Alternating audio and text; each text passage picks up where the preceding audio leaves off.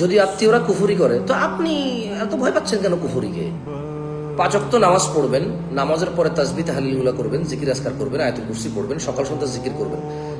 আত্মীয় স্বজন না, পুরো পৃথিবীর সব মানুষ একসাথে হয়ে ধরেন কুফরি করা শুরু করলো। আর আল্লাহ নবী সাল্লাল্লাহু আলাইহি ওয়াসাল্লাম যে বলেছে, যে ব্যক্তি মাগরিবের পর আয়াতুল কুরসি পড়ে সে ফজর পর্যন্ত নিরাপদ, যে ফজরে পড়ে সে মাগরিব পর্যন্ত নিরাপদ। আপনার কি আল্লাহ নবীর কথার উপর ভরসা নাই? পুরো পৃথিবী মিলে কুফরি করলে আপনার কি সমস্যা? আপনি কে কুফরি করে আপনি এগুলো খোঁজেন কেন? আপনার আত্মীয় করছে না শত্রু করছে না মিত্র করছে, আপনি জানেন কেমনে? কে কইছে আপনারা যে অমুক তমুকে কুফরি করছে? আপনাকে এগুলো কি বলা সম্ভব? ওহি আসছে নাকি কারো কাছে যে অমুকে করছে কুফরি?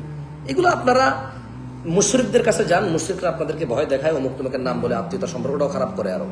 আর আপনি কুফরি, ইসলামের বিধান কি? আপনি কুফরি করবেন না, করলে কাফের হয়ে যাবেন, এটা না বিধান।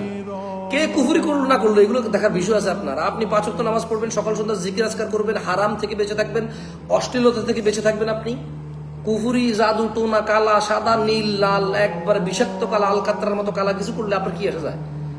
আল্লাহ আপনাকে নিরাপত্তা দিতে অঙ্গীকার করেছে না? আপনি সকাল সন্ধ্যা জিকির করবেন।